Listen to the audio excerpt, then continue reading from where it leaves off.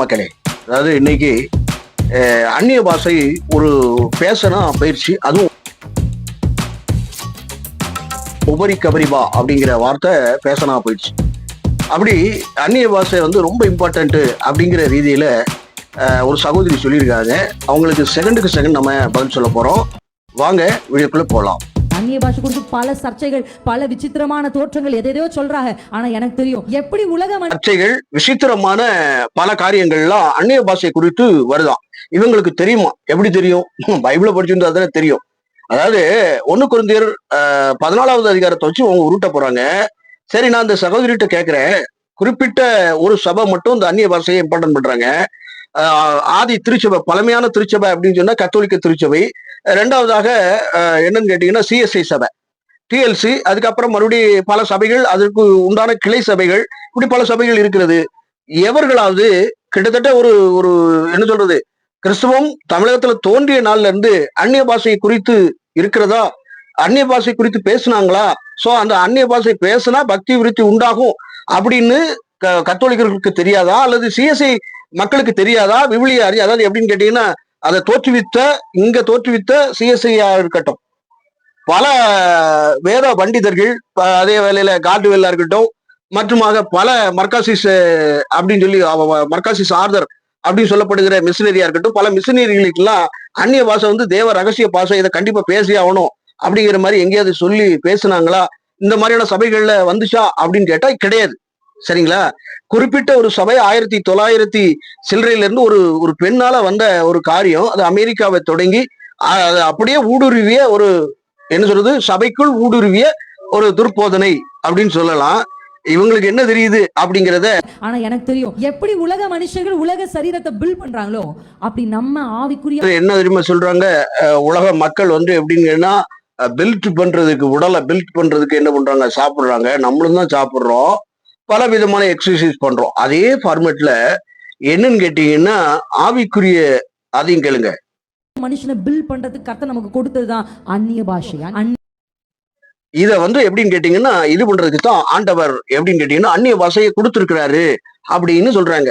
அதாவது பேச பேச பேச பேச பேச அவன் அவனையே கட்டி எழுப்புறான். அவன் விசுவாசிகளால் நடக்கும் அடையாளங்கள் அவன அப்படின்னு சொல்லிட்டு பற்பல பாஷைகளை பேசுவார்கள் அப்படிங்கிறது, அது எங்க ஃபுல்பில் ஆகுது, அந்த பற்பல பாஷையினால என்னாச்சு அப்படின்னு கேட்டீங்கன்னா, அப்போஸ்தலர் நடவடிக்கைகள் 2வது அதிகாரங்கள்ல பரிசுத்த ஆவியானவர் எப்பொழுது நமக்குள்ள வர்றாரோ, செயல்படுறாரோ, அந்த காலகட்டங்கள்ல பெந்தேகோஸ்தே பண்டிகை என்னும் நாள்ல என்னன்னு கேட்டீங்கன்னா அவர்களுடைய ஜென்ம பாஷைகளை பேசுகிறதாக இருக்கு. இன்னைக்கு எப்படின்னு கேட்டீங்கன்னா அந்நிய பாஷை பேசுகிறேன் அப்படிங்கிற ரீதியில என்ன பண்றாங்க அப்படின்னு கேட்டீங்கன்னா, ஒரு விதமான மூளையின் செயல்பாடிலே ஊழ விடுவது. இந்த நாய் ஊழ விடும் பத்திலா, திடீர்னு இருந்தாலும் அது தனிமையாக உணர்ந்தால் ஊழ விடும், தனிமையாக விழுந்தால் அப்படியே ஏதாவது ஒண்ணு பண்ணணும், அதற்கு உடம்பு வழியா இருந்தது அப்படிங்கும்ல. அதே ஃபார்மேட்ல இவங்க வந்து எப்படின்னு கேட்டீங்கன்னா ஒபரி கபரிபா, ஒபரி கபரிபா, கபரபரபரபரபரா அப்படிங்கிற அவங்களுடைய உளறல் பாஷையை நாங்கள் ஆவிக்குரிய பிரகாரமாக இருக்கின்றோம் அப்படிங்கிற ரீதியை காண்பிக்கும் பொருட்டாக இப்படிங்கிற இந்த ஒரு வார்த்தையை வச்சு இது தேவனுடைய ரகசிய பாஷையாக, தேவனுக்கும் எங்களுக்குமான ஒரு கனெக்ட் செய்யக்கூடிய ஒரு வார்த்தையாக பிரயோகம் பண்ணுகிறாங்க. அப்போ என்னன்னு கேட்டீங்கன்னா 1 கொரிந்தியர் 14வது அதிகாரம் 9வது வசனங்கள்ல வாசிங்க. ஒருவன் சங்கீதம் பாடுகிறான், ஒருவன் போதகம் பண்ணுகிறான், இப்படி பல காரியங்கள் இருந்தாலும் சகலமும் பக்தி விருத்தி உண்டாக கடவுது அப்படின்னு கொரிந்தியாவுல சொல்றாரு. அதே வேளையில இதெல்லாம் மேல சொன்ன பவுல் என்னன்னு கேட்டீங்கன்னா அந்நிய பாஷை அவ்விசுவாசிகளுக்கு அடையாளமாக இருக்கிறது, தீர்க்க தரிசனமோ விசுவாசிகளுக்கு அடையாளமாக இருக்கிறது அப்படின்னு சாலிடா உடைச்சிட்டாரு. அப்படி ஏன்னா பில்ட் பண்றதுக்கு பல சபைகள் எல்லாம் பேசுறதே இல்லையே, அப்ப பில்ட் ஆகாம அப்படி சும்மா மெல்ட் ஆகியிருக்கிறாங்களா? அதாவது என்னன்னு கேட்டீங்கன்னா ஒரு சபையார் கொண்டு வந்த காரியங்கள் தான் என்னன்னு கேட்டீங்கன்னா ஒட்டுமொத்தமாக இந்த அந்நிய பாஷையை ஒரு இம்பார்ட்டன்ட் பண்ணி, அந்நிய பாஷை என்னமோ அந்த என்ன சொல்றது, பிராமணர்கள் பேசக்கூடிய சமஸ்கிருத ஸ்வாகா அப்படின்னு பேசுவாங்க இல்லையா, அதே ஃபார்மெட்டை கிறிஸ்துவத்துக்குள்ள ஒரு அடிஷனலான ஒவரி கபரிபா இந்த மாதிரியான இதை பண்ணா இவங்க என்னமோ மந்திரத்தை பேசுவது போல, தேவனுக்கும் கனெக்ட் ஆகுறதை போல பேசுவது ஆகாத காரியம். அப்ப பேசாத நபர்கள்லாம் என்னாச்சு? அதே வேளையில கொரிந்தியர் பட்டத்தில் சொல்றாரு, பேசுறாண்டா எல்லாரும் பேசக்கூடாது, 3 பேர் பேசுறீங்கன்னா அதுக்கு வியாக்கியானம் சொல்லணும். அது எப்படி பக்தி விருத்தி உண்டாகும்? உனக்கே பக்தி விருத்தி உண்டாகுற அப்படின்னு சொன்னா தேவ ரகசியத்தை, தேவனுடைய உன்னத அனுபவத்தை பெறுவதற்காக அந்நிய பாஷையில பேசுறான். சரியா? பேசுறீங்க. அந்த பக்தி எப்படி விருத்தி உண்டாகும்? பாவத்தை குறித்த ஒரு எச்சரிப்பு. அதுக்கு அடுத்ததாக அடுத்த கட்டங்கள்ல நமக்குடைய தேவ ரகசியங்கள், நமக்கு இந்த பைபிள் கிடையாது, பைபிள் இல்ல அப்படின்னு கேட்டா எனக்கு என்ன ஆகுது அப்படின்னா, ஆண்டவர் கனெக்ட் ஆகுறாரு. ஆண்டவர் உள்ளுக்குள்ள கனெக்ட் ஆகி தேவனுடைய வார்த்தை, தேவனுடைய சத்தியம், இவைகள் எல்லாம் அந்நிய பாஷையின் மூலியமாக எனக்கு கனெக்ட் ஆகுது. சரிங்களா? அப்போ நான் மட்டும் என்ன பண்றேன் அப்படின்னு, எனக்கு ஓகே சோர்ஸ் எனக்கு கிடைச்சிருச்சு, தேவ ரகசியமும் கிடைச்சிருச்சு, தேவ வார்த்தையும் அந்நிய பாஷை மூலியமாக கிடைச்சிருச்சு. சரிங்களா? அப்போ நான் என்ன பண்ணணும் அப்படின்னு கேட்டா, எனக்குள்ளேயே நான் வச்சிருக்க கூடாது, அது பிறருக்கு போக வேண்டும். பிறர் பக்தி உண்டாகத்தான் இந்த வரங்கள் செயல்படுகின்றன. சரிங்களா? எல்லா காரியங்களையும் இயேசுவின் நாமத்தை கொண்டு நம்ம செய்வோம். அந்த அதிகார வரங்கள் நம்ம பெற்றுக் கொண்டிருக்கிறோம். ஆனால் இவர்கள் என்னன்னு கேட்டீங்கன்னா, 1 கொரிந்தியர் 14வது அதிகாரம் 4வது வசனத்தை வைத்து மாத்திரமே கனெக்ட் செய்கிறார்கள்.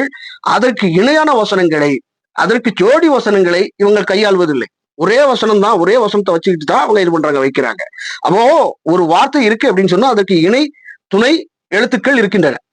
சரிங்களா? ஒரு வசனத்தை ஒரு அதிகாரத்தை எடுக்கிறீங்க அப்படின்னா ஒவ்வொரு வசனத்துக்கும் இணை வசனம், ஜோடி வசனம் நாம தேடி பார்க்கணும். கிட்டத்தட்ட ஒரு 25 ஒரு வசனத்துக்கு இணை வசனம் வைக்கும். இறக்கப்படுகிறவர்கள் பாக்கியவான்கள், இரக்கம் பெறுவார்கள் அப்படிங்கிற ஒரு வார்த்தை, இது இரக்கம் மட்டும்தான் அப்படிங்கிறது அல்ல. அதற்கு இணை சொற்கள் என்ன, இணை வசனம் எங்கே இருக்கு அப்படிங்கிறத பார்க்கணும்.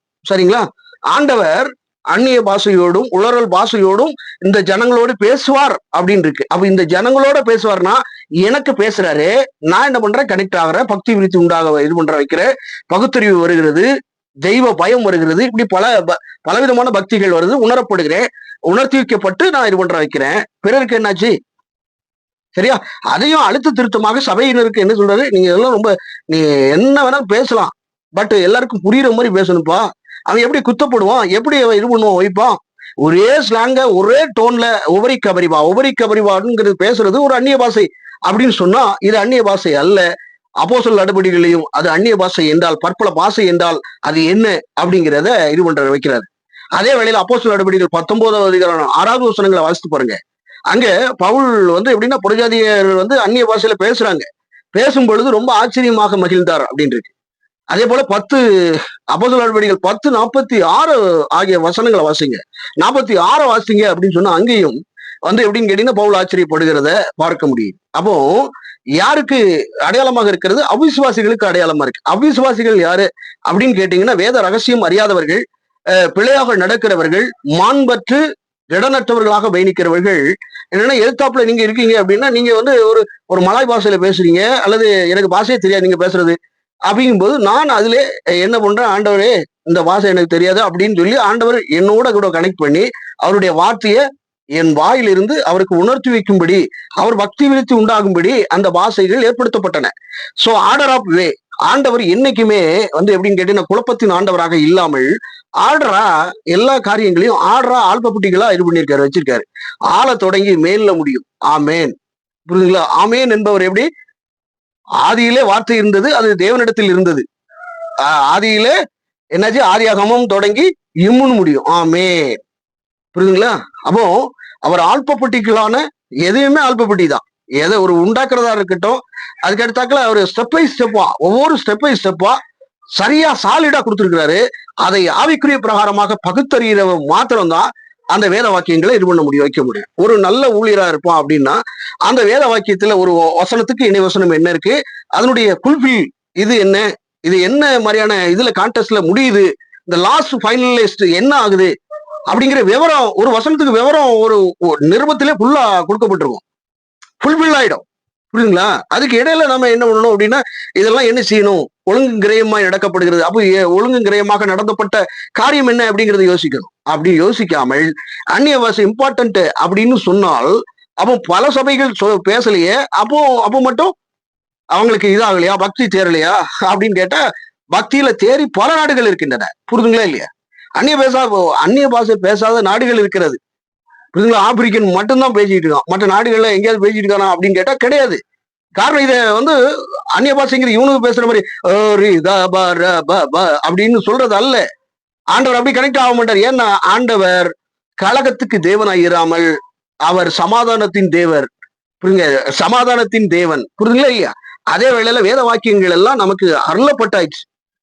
ஃபுல்லா ஒரு பைபிள் நமக்கு கொடுக்கப்பட்டது. தேவ ரகசியங்கள் எல்லாம் நமக்கு எழுதப்பட்டாயிடுச்சு. சோ இந்த பைபிளை சுய தமிழ்ல பக்தி விருத்தி உண்டாகிறதுக்காக இந்த பைபிள் கொடுக்கப்பட்டது. இந்த பைபிளுக்கு மேல அடிஷனலான காரியம் வருது அப்படின்னா, சபைக்கு என்னன்னா இந்த மாதிரி பாவத்துல இருக்கிறாடா, இதுல இருக்கிறாடா அப்படின்னு சொல்லி கண்டிக்கிற ஒரு வெளிப்பாடு வரலாம். ஆனால் இதை ஃபுல்ஃபில் பண்ணிட்டு அந்த பைபிளை எல்லாத்தையும் டோட்டலா எழுதி உங்களுக்கு கொடுத்தாச்சு. எல்லா காரியங்களும் கொடுத்த பிறகு புதுசா தேவ ரகசியமா புதுசா ஏதாவதா சொல்லுங்களேன். பைபிள் தேவ ரகசியங்களை தெரிஞ்சுக்கணும்னா வேத வாக்கியங்கள் எல்லாம் நமக்கு கொடுத்துருக்காரு, நம்ம கைக்கு வந்துருச்சு. வரலன்னா தான் நமக்கு அந்த அந்நிய பதில ஆண்டவர் ஏதோ பேசுறாரு அப்படின்னு சொல்லலாம். பைபிள் கொடுத்தாச்சு, மற்ற அடிஷனலான காரியங்கள் பரிசுத்தாவியானவர் கொடுத்தாச்சு. அதுக்கு எடுத்தாக்கள் அடிஷனலா தேவதூதர்கள் எல்லாம் நமக்கு இருக்கிறாங்க. எல்லா ப்ரொடெக்டோட நமக்கு அடிஷனல் பெனிஃபிட்டோட நமக்கு இன்னைக்கு கொடுக்கப்பட்டிருக்கு. ஒவரிக்கவரிவா இதுவா எங்க இருந்து வர்றீங்க? அந்நிய பாஷை பேசாதவன்லாம் ஒழுங்கு இல்லை. அந்நிய பாஷை பேசினான்னா ஆண்டவரோட பேசுறான், மற்றவன் எல்லாம் பேசுறது இல்லையா? தினமும் ஜெபத்துல அவர் எந்த பாஷையில பேசினாலும் ஆண்டவர் கேட்பாரு, புரியுதுங்களா? அவர் மொழிக்கு அப்பாற்பட்டவர், அவர் எல்லாவற்றிற்கும் அப்பாற்பட்டவர். மொழியை உண்டாக்கி அந்த மொழியை இல்லாதபடிக்கு பண்ணுகிறவர், ஒருவனை உண்டாக்கி மற்றவனை அழிக்க வல்லவராய் இருக்கிறவர். அவரிக்கவரிவான்னு இப்படி மாயமாலமான கேவலமான ஒரு காரியத்தின் ஊடாக கனெக்ட் ஆவாரா? சற்று சிந்திங்க. வேறொரு பதிவு. வணக்கம்.